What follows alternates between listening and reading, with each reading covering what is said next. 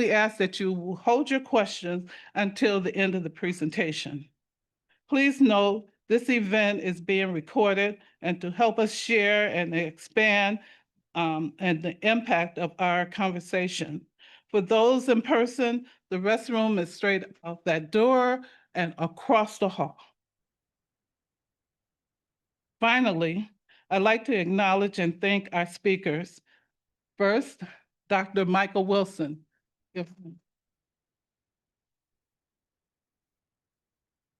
We thank him for joining us tonight and taking the time for preparation to share his presentation. We have four moderators. We have, four moderators. And they'll be coming up to introduce themselves shortly. So now I'm going to hand it over to our moderators who will guide the rest of the program. Thank you very much.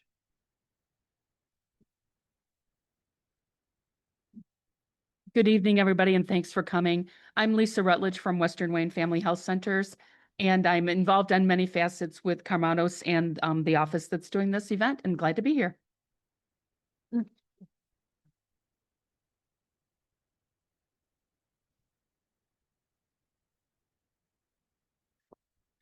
Hello, everyone. My name is Carmen Brandon, and I am honored to have the opportunity to work as to support as an advisor on this research with Dr. Wilson. I am here by way of the National Council of Negro Women Detroit section, our organization founded by Mary McLeod Bethune, develop to empower women of African descent, their children, and their communities. So this research is so important to us as a people, all of us women, and to learn this groundbreaking research. We thank Dr. Wilson for that. Just want to mention I am a registered nurse, retired after 42 years, and did many years in women's health. Thank you.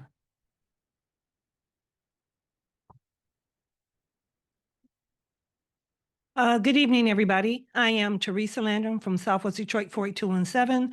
I am the president of the original United Citizens of Southwest Detroit. I am a member of ACES, the advisory council to support Dr. Wilson's work. I am a uterine cancer survivor. I was diagnosed in 2007. It has been 18 years. Woo-hoo! Uterine cancer is not studied or funded as much as breast cancer and ovarian cancer. This is why this work is so important. As women, we do not hear this discussed widely, and we know that cancer in African American women has the highest rate. So we're here today to learn, to understand, and to acknowledge that something needs to be done. And so we're here to support this very important work, to expand our knowledge. Therefore, we could pass it on to our daughters, our nieces, our mothers, and even our grandmothers. So thank you for coming tonight, and I hope you enjoy. Thank you.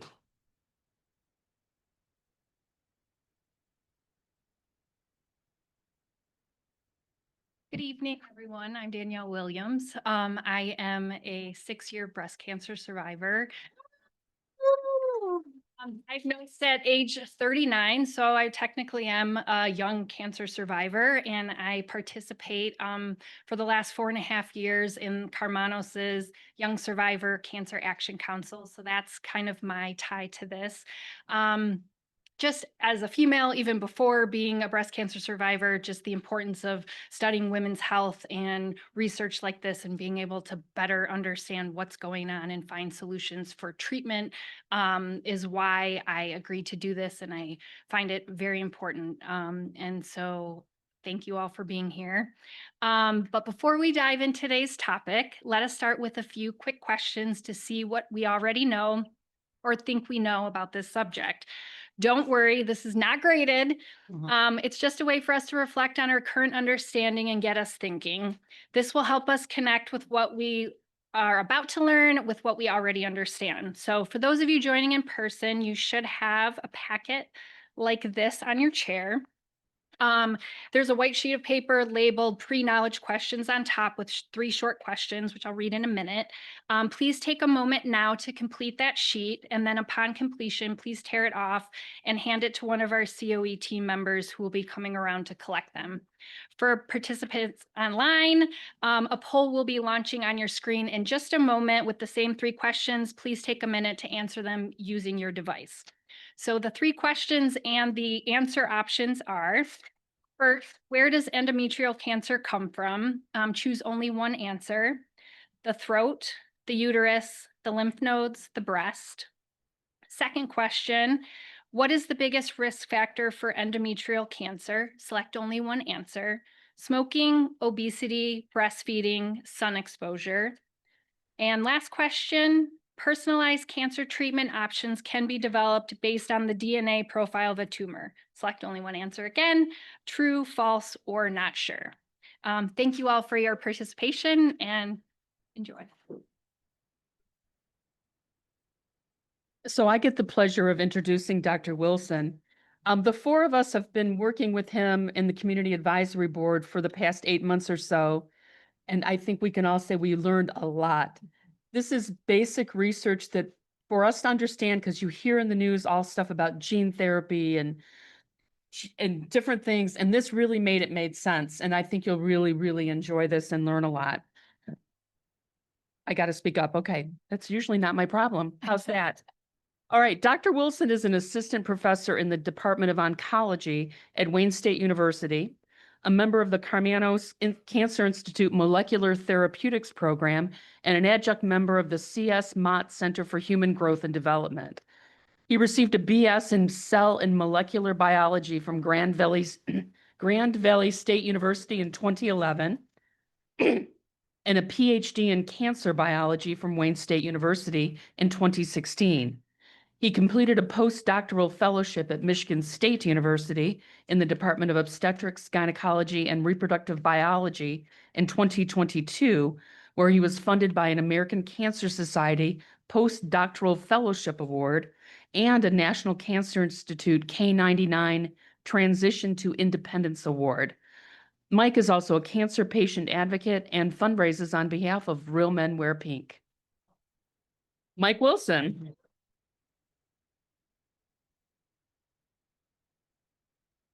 Thank you everyone for being here. The opportunity to share my research with you all it's an incredible opportunity is that better? Up.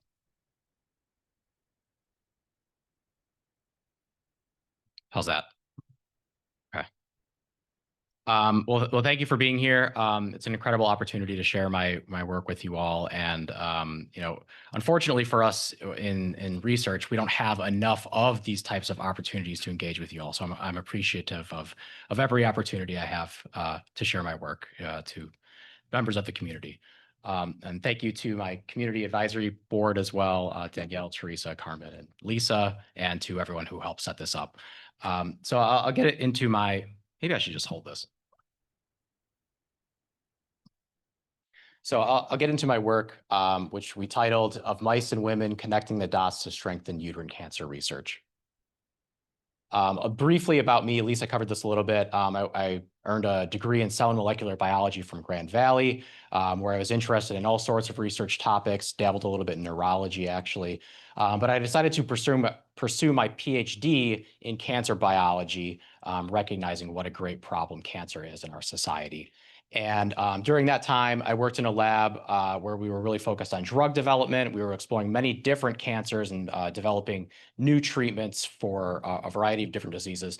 During that time, I became really interested in ovarian cancer, actually, which is very deadly, unfortunate disease that I wanted to pursue further. So I went to MSU and I worked in the obstetrics and gynecology department there with the original goal of studying ovarian cancer.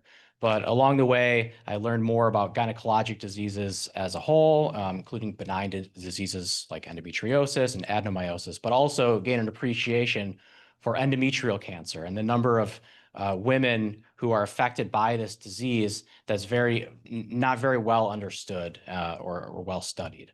So in 2022, I came back to Wayne State to start my own lab, which I decided would be focused entirely on uterine cancer or endometrial cancer.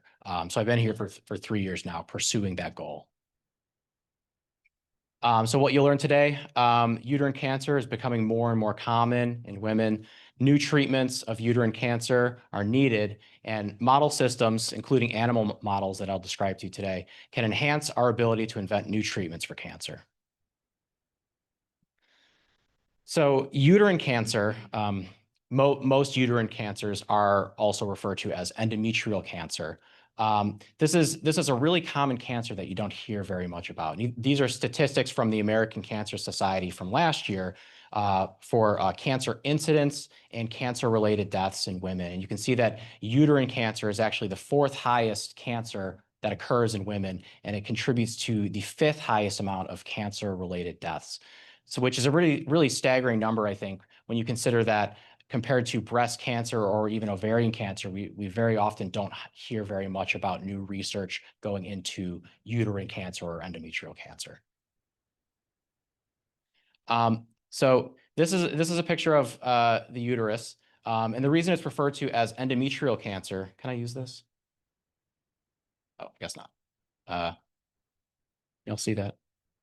Well, anyway, the inner lining of the uterus is called the endometrium. It's a distinct component of that tissue, and this is the area of the uterus where nearly all uterine cancers arise from. There are some very rare cancers that can form in this muscle layer called the myometrium, so those technically aren't endometrial cancers, but for the most part, endometrial cancer and uterine cancer are one and the same.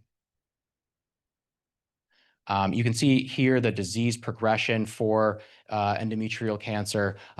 Again, starting here in the endometrial layer of the uterus, expanding out into the muscle layer and closer to the cervix. Again, in stage 3, expanding out into the ovary or out into past the cervix into the vaginal area, and eventually progression into stage 4, where it can invade distant tissues.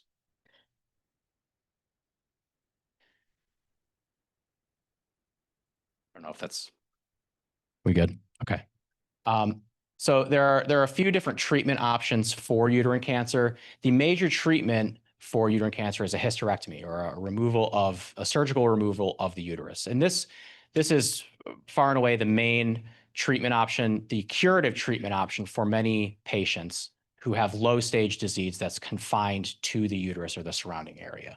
And this is really part of the reason that we don't have a lot of research into uterine cancer. Many patients can be cured through a hysterectomy if the disease remains confined to the uterus. For more advanced disease stages, we have options including chemo and radiation, immunotherapy, and hormone therapy, which can work in some patients, but there's a wide range of success, and unfortunately, these treatments aren't effective in many patients with more advanced disease. So like I mentioned, disease can often be cured via hysterectomy. And this is really a driving feature for why uterine cancer is understudied. There's a thinking in our field that because we can cure many patients with hysterectomy, there isn't as much of a need to study uterine cancer. Because the patient population for uterine cancer tends to be older women, postmenopausal women, it's accepted that hysterectomy is maybe an okay treatment for these patients. They're not hoping to have children at this point in their lives. They can have a hysterectomy, and this is curative, again, at earlier stages. Uterine cancer is common, but it's not as common as some of the more well-studied cancers like breast cancer, lung cancer, colorectal cancer, prostate cancer. However, there are not great therapeutic options for patients with metastatic disease in which the cancer has spread to other tissues throughout their body. We really don't have great treatments for those. So that's a motivating factor to study uterine cancer. So you can see here, this is a chart showing the incidence of the top 4 cancers that occur in women. endometrial cancer, lung cancer, breast cancer, and colorectal cancer. And since the year 2000, so really the past 25 years, you can see of these top 4 cancers, only endometrial cancer has increasing incidence year over year, meaning that each year there are more and more patients who are diagnosed with endometrial cancer. Whereas for breast cancer and other diseases, because of improvements to detection or other reasons, there's actually a decrease in disease that develops. So again, this is another motivating factor to study uterine cancer. This phenomenon is widely attributed to an increase in obesity rates. Obesity is a major risk factor for uterine cancer. They're highly associated. The majority of patients who develop uterine cancer also have obesity. So this is potentially the major reason why we're seeing an increased number of patients every year who have this disease. So I mentioned risk factors. The major risk factor for endometrial cancer is obesity. And although obesity is a risk factor for numerous different types of cancer, endometrial cancer is unique in that the majority of patients also have obesity. The other risk factors include age and menopause status. Like I mentioned, most of the time, endometrial cancer patients tend to be postmenopausal. In terms of genetics, unlike breast cancer or other cancers, there isn't really a strong familial genetic component to the development of uterine cancer. There is a syndrome called Lynch syndrome, which affects 3% of our population.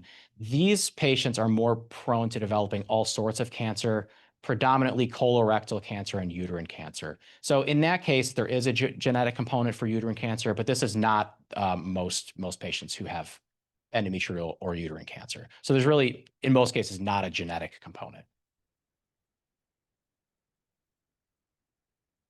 So here you can see this is a chart showing the rates of obesity increasing in the past 50 years. And I think we all know this as a society. Obesity has become a worldwide problem.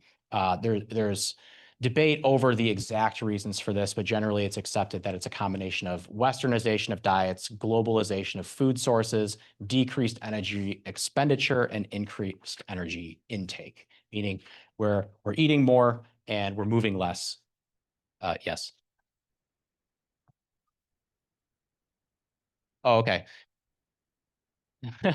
Sorry about that. The darker color means a higher rate of obesity on this chart. The chart really just says, over time, most countries have seen an increase in the rate of obesity. Again, while obesity is considered a risk factor for many different cancer types, you can see here the top 10 or so cancer types associated with obesity. Uterine cancer at the top is unique in that over 50% of the patients have obesity.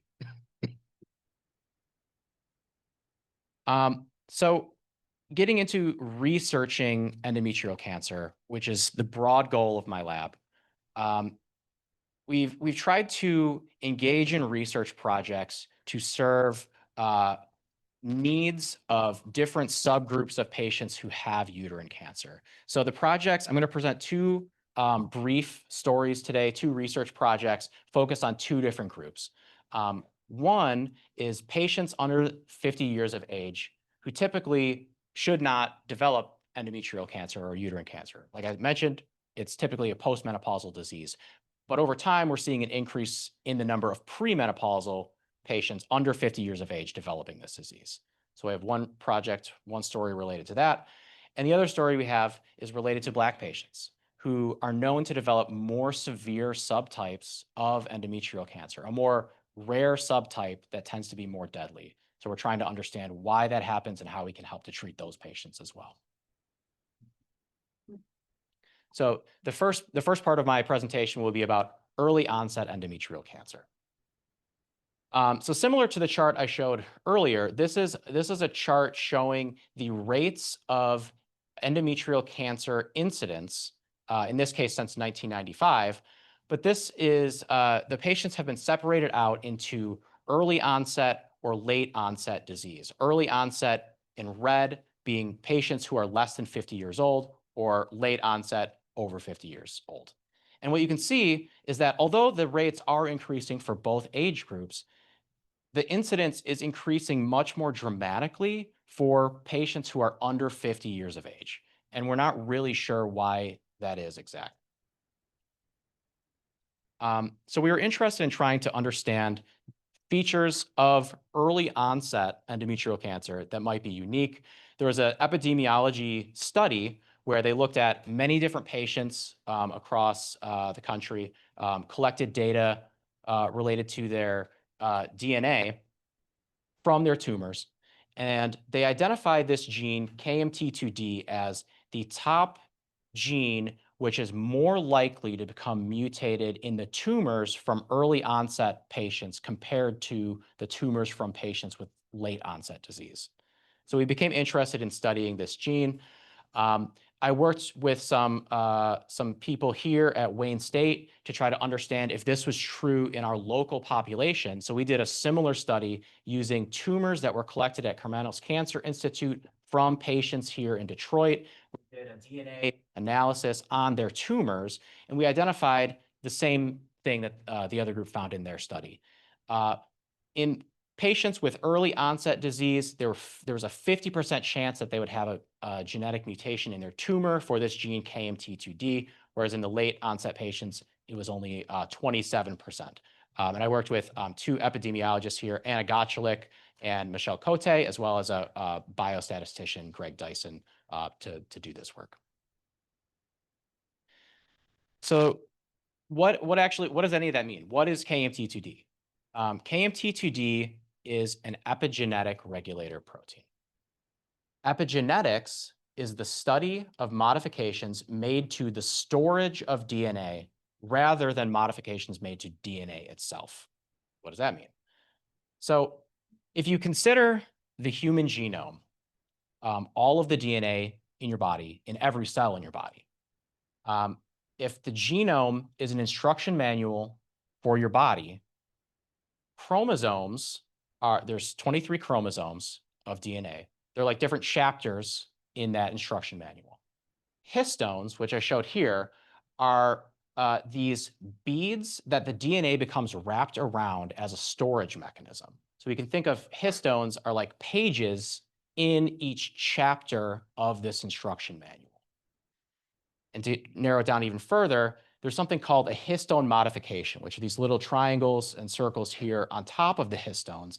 These are different features that are added on top of these histones to tell the cell which parts of the instruction manual they need to use. So the histone modifications are like bookmarks for the different pages of each chapter of this instruction manual.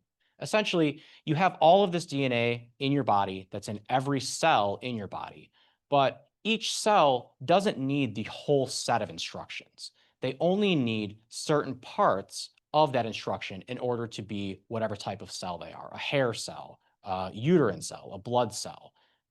The histone modifications help that cell be able to find the instructions that it needs in order to be the type of cell that it is.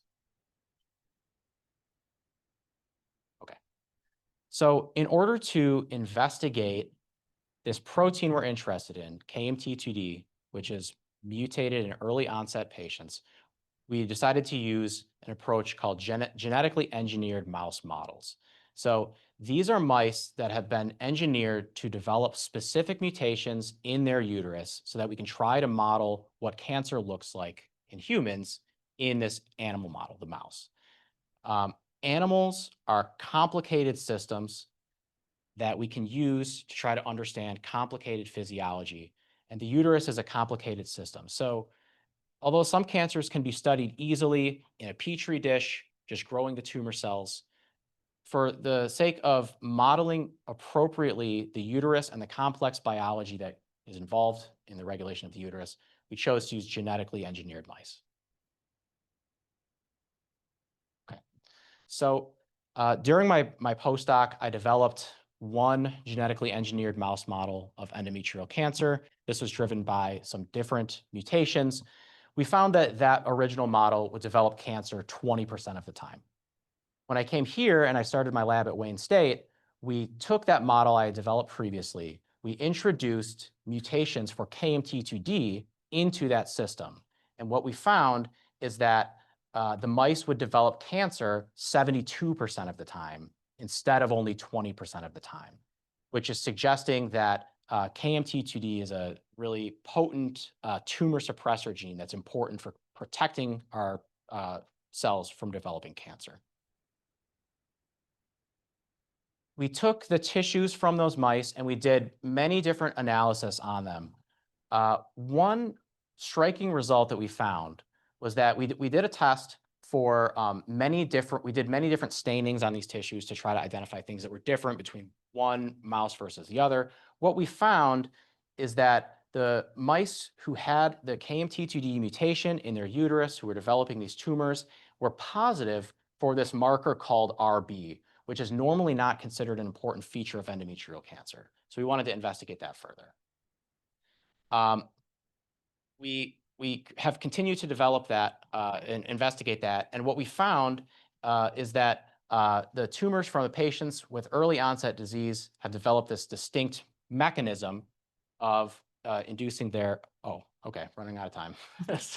Okay, so anyway, the main point from this is that there is a type of drug, a CDK4 and 6 inhibitor, which can be used to treat tumors that have this feature.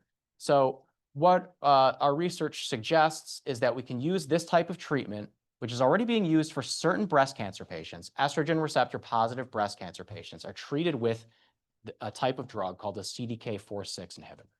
Our research suggests that patients with early onset uterine cancer that have this KMT2D mutation would be good candidates to receive this treatment that is actually currently being tested in clinical trials for uterine cancer.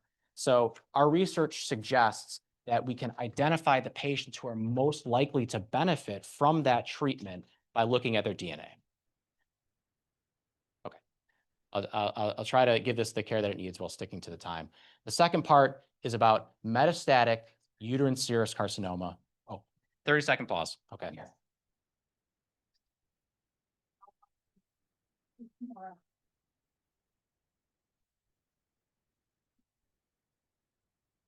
Okay. Thank you. Okay.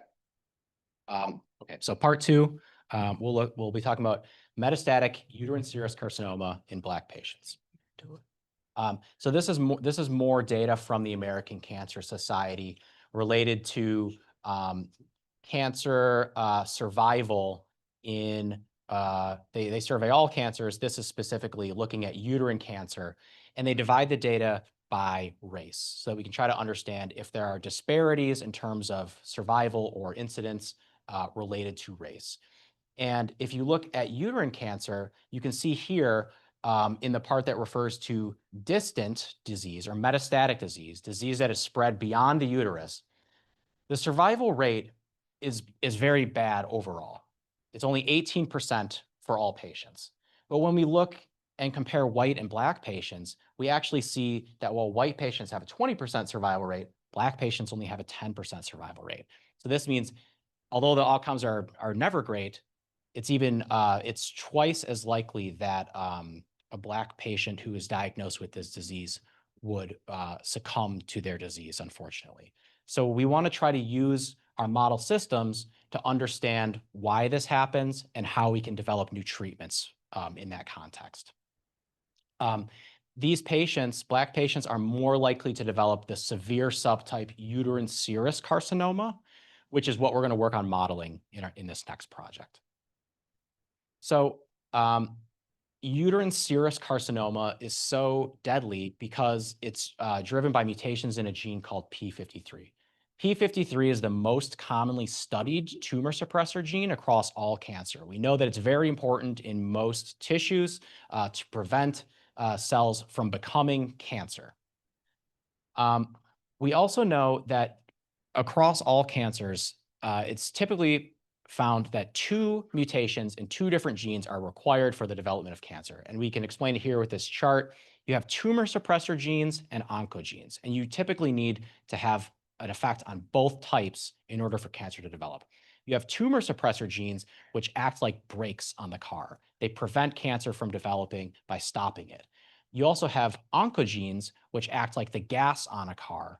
They push cancer forward but in a normal context, you have tumor suppressor genes that can prevent cancer. If you have a mutation in a tumor suppressor gene only, you can still kind of control the car with the gas. But if you have a mutation in a tumor suppressor gene and an oncogene, you've lost control of the brakes and you're flooring it on the gas. And you're going to develop cancer, which is represented by hitting this wall. So we were trying to understand differences between Black patients and white patients. We looked specifically at DNA information from metastatic uterine serous carcinoma tumors, so the worst of the worst type of endometrial cancer. What we found is that outside of P53, which is common across all races, oh, my box shifted here, whoops. There's a gene called PIK3CA, which is more predominantly mutated in white patients. And there's this gene, the box should be down here, called FBXW7 that is more predominantly mutated in the tumors from Black patients. FBXW7 is a tumor suppressor gene that regulates many other oncogenes. So its role is really to prevent the activation of, they're shown 6 different oncogenes here. It stops cancer from forming when these oncogenes are active. We did an analysis of FBXW7 to try to identify other proteins that were interacting with it. And we found a striking result. We identified this protein called MLH1, which had never previously been reported to interact with FBXW7. MLH1 is involved in DNA repair.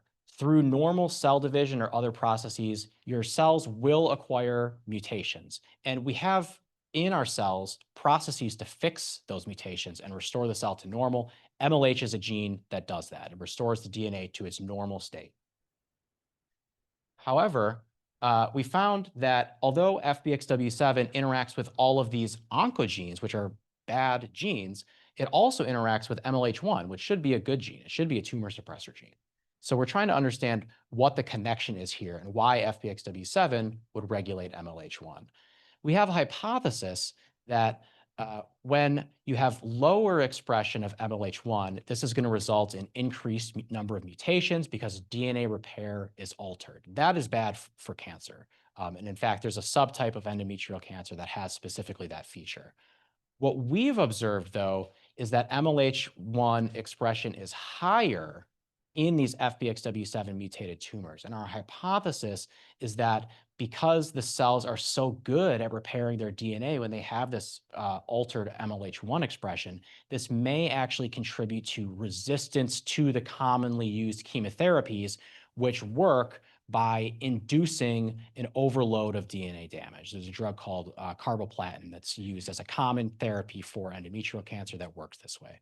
So our hypothesis that we're going to explore here is whether tumors that have this FBXW7 mutation that's found more commonly in Black patients may actually contribute to poorer outcomes because it makes the standard of care chemotherapy less effective. So the conclusion is that FBXW7 plays a tumor suppressor role in the development of uterine serous carcinoma, particularly in the tumors of non-Hispanic Black patients with metastatic disease, and that FBXW7 regulates this other protein called MLH1, which is responsible for DNA damage repair and may influence chemotherapy response. So our future directions, essentially, we're building a similar mouse model to what we did with KMT2D and early onset disease. We're building a new model of FBXW7 mutation so that we can appropriately model uterine serous carcinoma that's driven by FBXW7 mutation that we believe would be more representative of the types of tumors that Black women are likely to develop. So we've made some progress very recently. We've had mice that have developed cancer based on their mutations in FBXW7 and P53 combined. So now we're looking forward to using those mice to better understand how disease progression happens in this specific context. So our takeaways here, uterine cancer is becoming more and more common in women. New treatments for uterine cancer are needed to address both disparities in the early onset type of disease, as well as what we see with uterine serous carcinoma and Black patients. Model systems, including animals, can be used to enhance our ability to invent new treatments for cancer. And that's what we're trying to do in my lab. So I'll just thank everybody in my lab. I have a really great group, graduate students, PhD students at Wayne State, as well as some research assistants, all of my collaborators, mostly at Wayne State. Fortunately, the first project was recently funded by the V Foundation, as well as a smaller grant from the National Cancer Institute to use the models that I've developed for KMT2D to try to treat those mice and identify better treatments for patients who have that type of mutation. I'll also thank again everyone who helped organize this, Haley, Von Seal, Brittany, Zainab, Maida, and again, my community board here, Danielle, Teresa, Carmen, and Lisa. And I can take questions now. Thank you. Thank you, Dr. Wilson. And we're moving to this portion of our presentation. We are going to, for our online audience, would you please place your questions in the chat? And so we're going to field questions from the in-person audience. So ladies and gentlemen, please get your questions ready. And so online, our online audience, if you have any questions, please place them in the chat.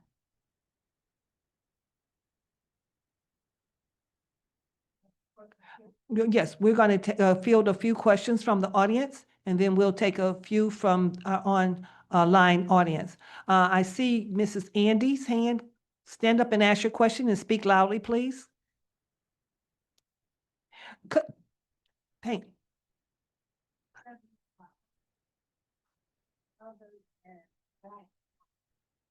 So we haven't. Oh, yes. So the question was if we've done studies on other nationalities other than Black and white. So we have not in our group. There is some data from some other studies that have looked at specific mutational patterns in Asian women as well, and they've observed different mutational patterns again. So there's a lot of work to be done in trying to understand, the reasons for some of the disparities we see for endometrial cancer and how these genetic drivers actually function, so that we can develop new therapies in a personalized approach. But no, we have not done those studies. We have a question from Mrs. Cannon. Could you please stand and ask your question? Speak up, please. Oh, wait. You got my book in there?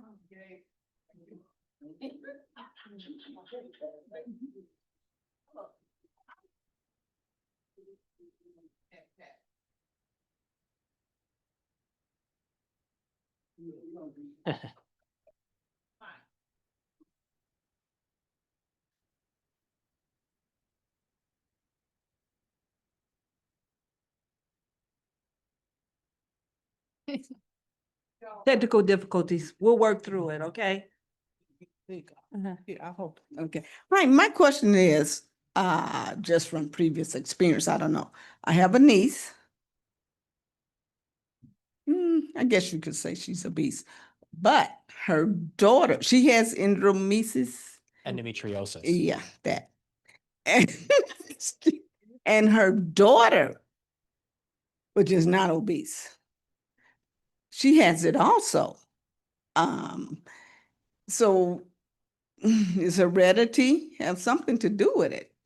So for endometriosis, which it's a different condition, it's benign disease, fortunately, although it's very painful in many women.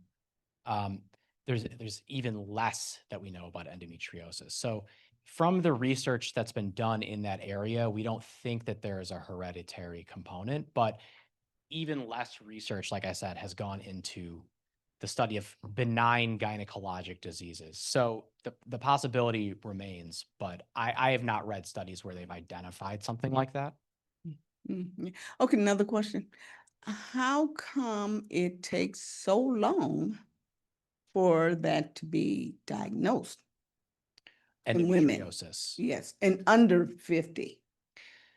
There's not really an appropriate method to diagnose endometriosis, unfortunately. There's not a test that has been developed to develop endometriosis quickly at early stages. So endometriosis is usually diagnosed when women have pain. And then that leads to a series of tests, because pain could be really for any reason. Usually there has to be a scan to identify the endometriotic lesion for endometriosis to be really diagnosed. So unfortunately, there's no quick test for endometriosis to be diagnosed. Okay. Oh, okay. Thank you. Thank you. We have, before you do your question, we have one online. Not at this time. Go ahead. My question, goes back to the screen you showed where the, most popular, solutions or treatments. Yep. And the hysterectomy was listed first, and then chemo and radiation. Okay, so I do know that most people assume because the hysterectomy, you're just taking out everything, that it doesn't come back. Mhm. So has your research included the percentage of the cancer returning even with the hysterectomy? Because I did have a cousin where it returned in the blood Okay. cells. Yep. So have you done a research on the percentage of the cancer returning with the treatment of the hysterectomy as opposed to the chemo and radiation?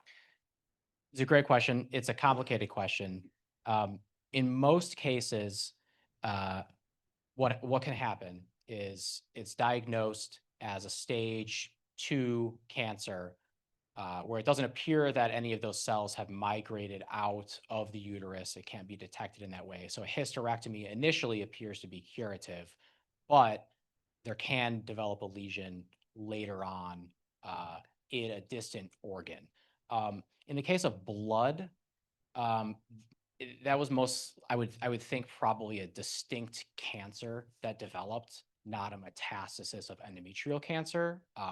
It's not typically known to do that. And usually cancers that develop in solid tissues like breast cancer or lung cancer won't metastasize to the blood. They'll metastasize to the liver or the lungs or the brain or some other solid tissue. Question right. Thank you. Thank you for your presentation. I have two questions. The first one was just for your own. I don't know if you said it.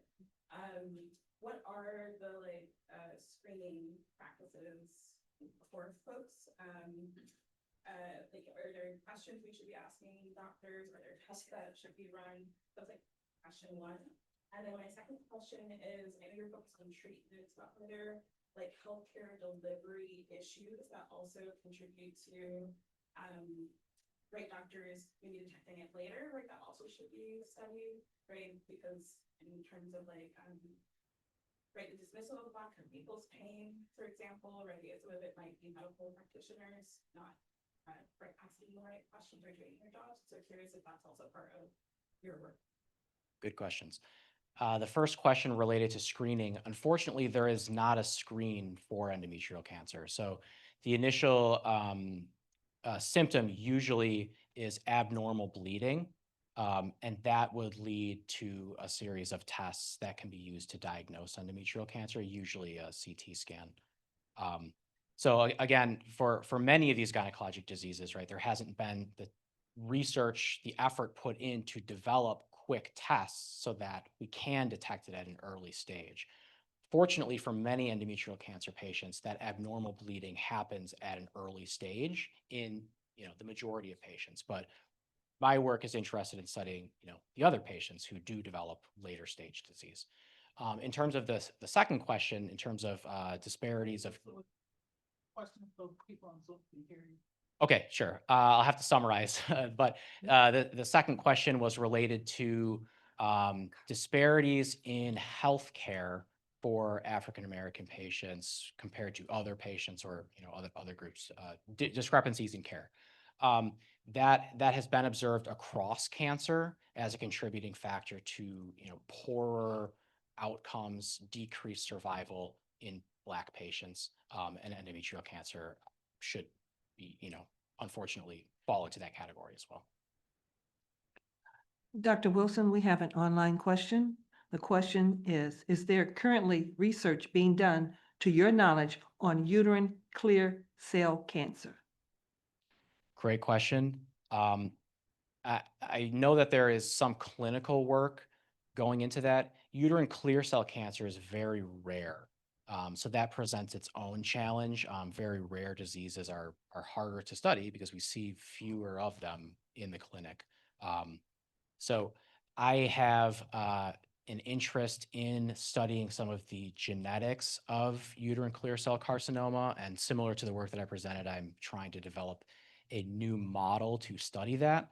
But in the case of uterine clear cell, it's a little bit of guesswork. The distinctions between histological subtypes like uterine clear cell carcinoma and other types like uterine serous carcinoma are not as clear. So it's a little bit of a guessing game when we're trying to study it and develop new models. But I'm attempting it, is what I can say. Okay. Another question. Is there a connection between high levels of estrogen to uterine cancer?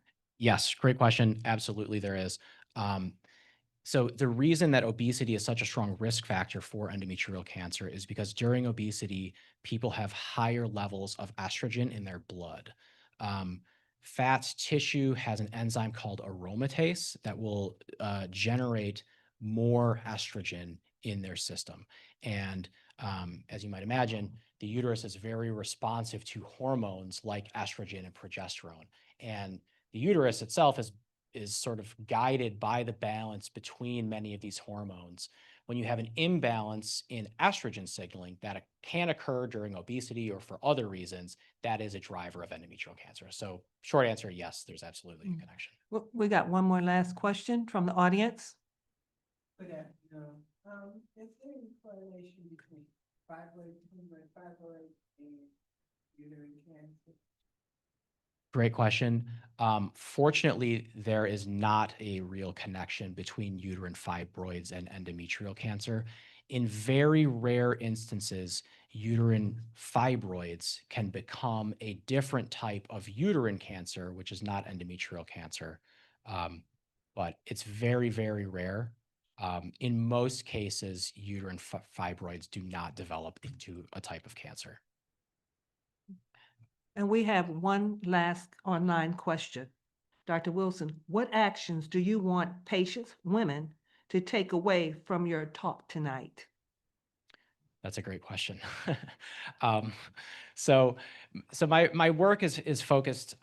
I'm a biologist, and it's focused more on the biology of tumors, trying to identify new treatments. So I think really the main takeaway I would hope is that there's this strong need for more research in this area so that we can develop, in my case, new therapeutics, but also research into the areas of prevention, new diagnostic tools, so we can ultimately reduce the number of patients who get endometrial cancer, the number of patients who are diagnosed at a later stage, and if they do develop later stage disease, have better treatments available when that happens. Thank you so much. So can you hear me, everybody? Yes. So actually, part of what I wanted to say was connected to that last question, because part of the takeaway here is Dr. Wilson is telling you that endometrial cancer is increasing among women. You know that Black women have worse outcomes, yet it is understudied and underfunded. So again, I think that's a great question. I'd love to also pose that to your community advisory board. Then what are your thoughts about what we should be doing as a community to support this kind of work? Because if we support this kind of work, we can save more of our own lives, right? Correct. And then I'd love to know about what has it been like to work together, right? What has it been like to be able to contribute and to talk to Dr. Wilson about his work? And Dr. Wilson, what has it been like to talk with just real women, regular women, women who've been affected by the disease? What has that been like for you? Y'all want to go first?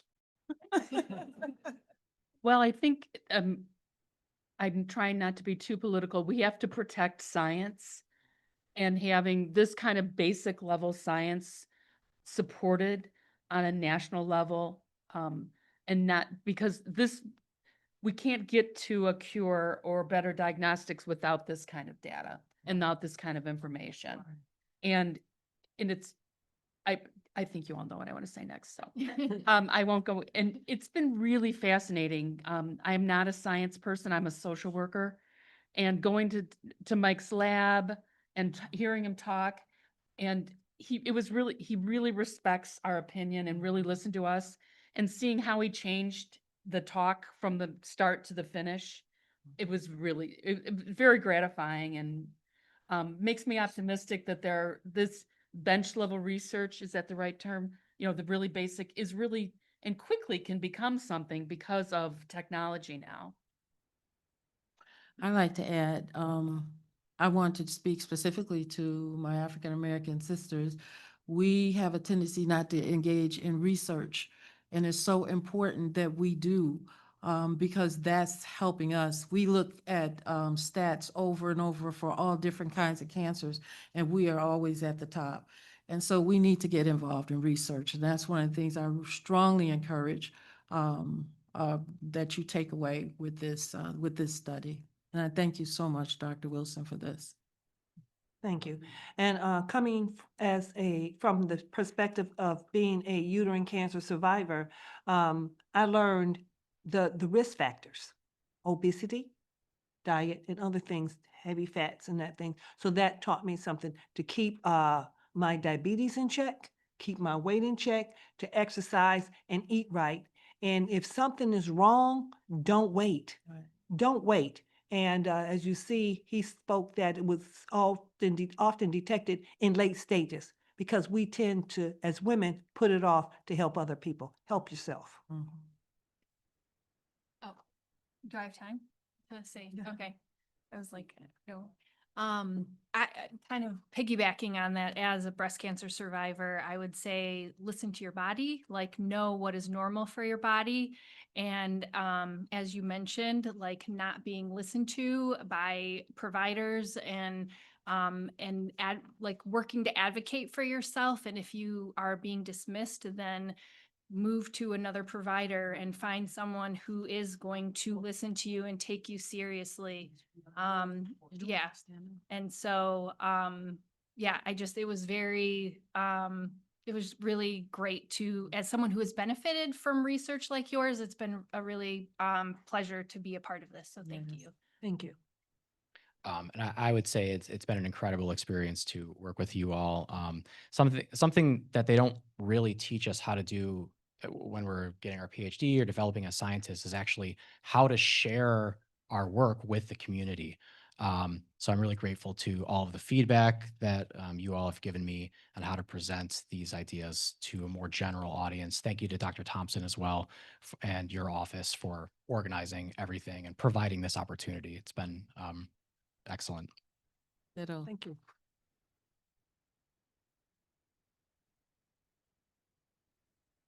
Okay, everyone, so let's take a moment to reflect on what we've learned. And we have a few quick questions to help us think about the key takeaways from today's session. For those of you joining us in person, please take a moment now to complete the yellow questionnaire, post-knowledge questions, and one of our team members will be coming around to collect them. For our participants joining via Zoom, a poll will be launched on your screen in just a moment with the same 3 questions. Please take a minute to answer them using your device. And thank you all for your participation. Before we go through the answers, I want to remind everyone to complete the evaluation form included in the packet that was found in your chair. And so now we'll take a few minutes for you to review that, and then we'll go through the answers.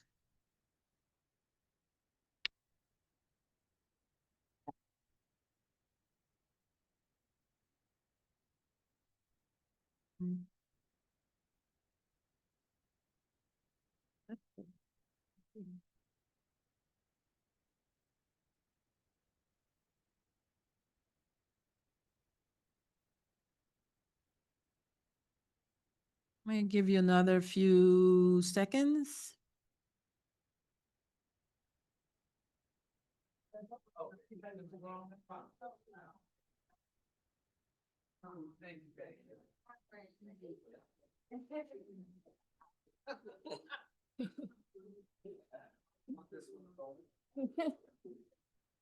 I just have my eyes.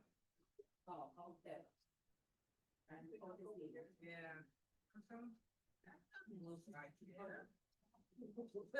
Okay, so we're going to go ahead and answer those questions. The first question was, where does endometrial cancer come from? The options were the throat, the uterus, the lymph nodes, or the breast. The answer is the uterus. Number two, what is the biggest risk factor for endometrial cancer? And it said select only one answer. And it was smoking, obesity, breastfeeding, or sun exposure. And we all just talked about obesity. And then number three, personalized cancer treatment options can be developed based on the DNA profile of a tumor. Select only one answer. Is that true or false or not sure? And that was true. I'm sure you all did very well.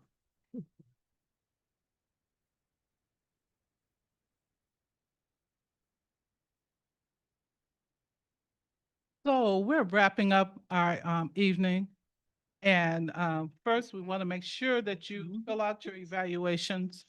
That's the white sheet. So you had the yellow one, that's your post-test, and then the white sheet for your evaluation. I just want to thank you all for coming out and Yeah. our moderator and our participants did an excellent job. I want to do a special thanks to Teresa, who made a special effort to get her community people out today. Phenomenal. Brought 20 women out. I just want to salute you. Mhm. Yes, yes, I call her my superwoman. She our partner forever. So we do thank you. Our researcher's going to stick around. Dr. Wilson's going to stick around. So if you have some additional questions for him, you can come up and have those questions. But other than that, we're going to say good night and have a safe trip home. However, we just want to encourage you to go to the vendor tables as well and mingle and visit with each other. And there is food. I think there's still food back there. I don't know. Okay, in the bags. Yeah. In the bag. Okay, I didn't even see them. I missed them. I missed them. You got food. Yeah, You I put still it- missed them. Hi.